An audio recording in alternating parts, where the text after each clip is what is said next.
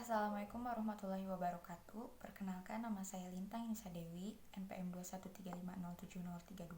Di sini saya akan membahas mengenai perbandingan antara kebijakan pemerintah Venezuela dan Sri Lanka dalam menghadapi krisis ekonomi. Seperti yang kita ketahui bahwa negara Venezuela dan Sri Lanka ini adalah sama-sama negara yang demokrasi. Artinya mereka ini menerapkan sistem demokrasi dengan adanya pemilu setiap 6 tahun sekali. Kepemimpinan atau sistem pemerintahan dari kedua negara ini yaitu sama-sama dipimpin oleh presiden. Namun dengan tambahan di negara Sri Lanka, peran Perdana Menteri terdapat juga. Jadi Venezuela lebih menerapkan sistem pemerintahan presidensial dan Sri Lanka menerapkan sistem pemerintahan semi-presidensial.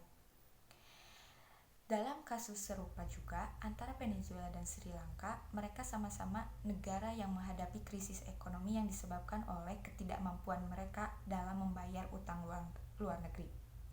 Kasus terbaru yang terjadi pada Sri Lanka, puncaknya pada tahun 2022, di mana kemunduran Presiden Gotabaya Rajapaksa menimbulkan kesan bahwa krisis ekonomi yang terjadi di Sri Lanka ini adalah semakin memuncak atau semakin memburuk. Pada dasarnya, hal ini terjadi akibat pandemi COVID-19 yang sekitar tahun 2019, di mana pandemi COVID-19 ini juga berdampak pada negara Sri Lanka, yang dimana negara Sri Lanka ini pemasukan kas negara terbesarnya adalah berdasarkan pada sektor pariwisata mereka. Sedangkan ketika pandemi COVID-19 ini terjadi dan melanda negara Sri Lanka, maka sektor pariwisata di negara Sri Lanka itu sendiri menjadi macet atau terhambat. Akibatnya pemasukan pada kas negara ini semakin berkurang atau mengalami yang namanya kemunduran. Oleh karena itu, ketika akibat pandemi COVID-19 mulai dirasakan oleh pemerintah di Sri Lanka, maka hal ini pun menimbulkan resesi ekonomi, di mana utang dari negara Sri Lanka ini semakin meningkat, utang pada luar negeri. Artinya pemerintah Sri Lanka di sini mulai merasakan dampak yang semakin besar dari sisi perekonomian ketika mereka mulai tidak bisa membayar utang luar negeri mereka yang sejumlah 700 triliun, di atas 700 triliun. Dan alokasi terbesar utang mereka kepada negara Cina dan India. Oleh karena itu, masyarakat semakin bereaksi ketika hal ini terjadi. Tuntutan-tuntutan masyarakat ini menimbulkan pemerintah harus bisa mengeluarkan kebijakan yang sesuai dengan pemerintah. Dalam pendekatan struktural fungsional ini, kita bisa melihat bahwa fungsi dari input ini untuk menghasilkan output. Input yang dari masyarakat ini akan disalurkan kepada pemerintah dan pemerintah akan bisa mengeluarkan output atau kebijakan atau keputusan. Oleh karena itu, di sisi ini masyarakatlah yang berperan, di mana masyarakat berani untuk melakukan aksi demonstrasi, mulai menuntut pada pemerintah Sri Lanka untuk bisa mengeluarkan kebijakan-kebijakan agar bisa menyelesaikan permasalahan perekonomian mereka. Selain itu, tuntutan tidak hanya datang dari masyarakat saja, namun dari partai oposisi di pemerintahan Sri Lanka yang menuntut pemerintahan yang sedang berkuasa untuk bisa mengeluarkan kebijakan dalam memperbaiki perekonomian di Sri Lanka itu sendiri. Kebijakan yang dihasilkan oleh pemerintah Sri Lanka pun berupa devaluasi mata uang dan juga berupa permintaan bantuan kepada negara Cina dan juga India agar mereka bisa untuk meringankan jangka waktu dari pembayaran utang luar negeri mereka. Kemudian negara Sri Lanka ini juga turut mendapat bantuan dari IMF agar bisa memulihkan kembali perekonomian mereka. Namun penerapan kebijakan-kebijakan ini justru malah meningkatkan krisis ekonomi di negara Sri Lanka itu semakin meningkat.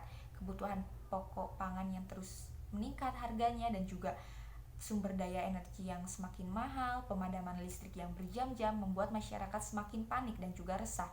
Akhirnya sisi dari tuntutan masyarakat ini semakin memuncak hingga akhirnya tuntutan masyarakat ini bukan lagi pemerintah harus bisa mengeluarkan kebijakan yang bisa memperbaiki perekonomian mereka. Namun dalam hal ini masyarakat sudah menuntut untuk pemerintah waktu itu Presiden Gotabaya Rajapaksa untuk mengundurkan diri dari jabatannya sebagai Presiden Sri Lanka. Dan hal ini terjadi pada tahun 2022 masyarakat semakin aktif dalam melakukan aksi demonstrasi yang akhirnya menuntut pemerintah Gotabaya Raja Paksa itu mundur dari jabatannya sebagai presiden.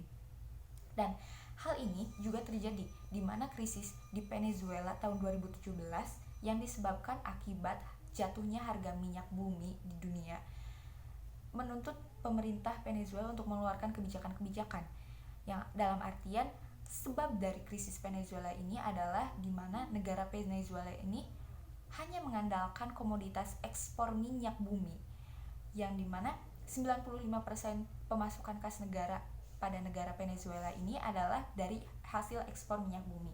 Sedangkan ketika harga minyak bumi jatuh, maka pemerintah Venezuela tidak siap dan tidak bisa mengeluarkan cadangan-cadangan untuk pemasukan kas negara lainnya.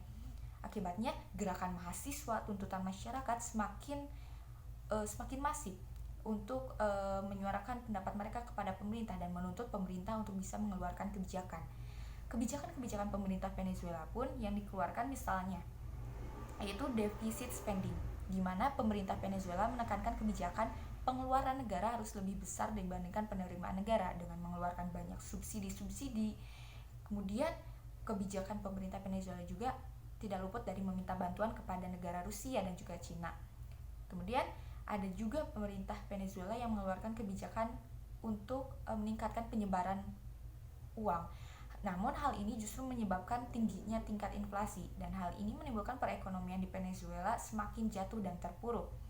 Tuntutan masyarakat, kemudian partai oposisi juga yang menuntut pemerintah untuk bisa mengeluarkan kebijakan yang lebih rasional dan juga lebih tepat, tidak luput dari pemerintah Venezuela itu yang memiliki gaya kepemimpinan yang otoriter.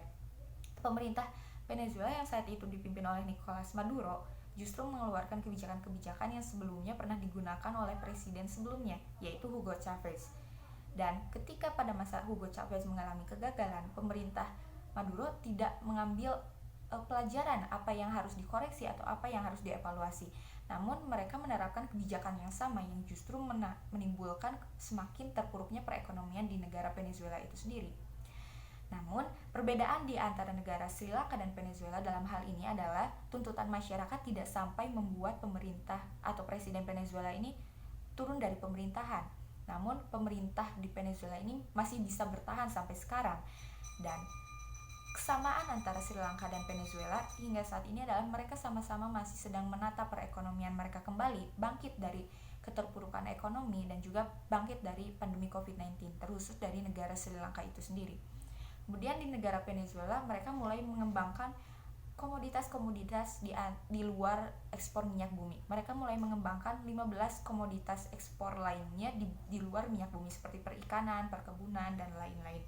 Dan hal ini merupakan salah satu kebijakan pemerintah Venezuela untuk bisa bangkit dari keterpurukan karena mereka terlalu cenderung menggantungkan diri pada ekspor minyak bumi.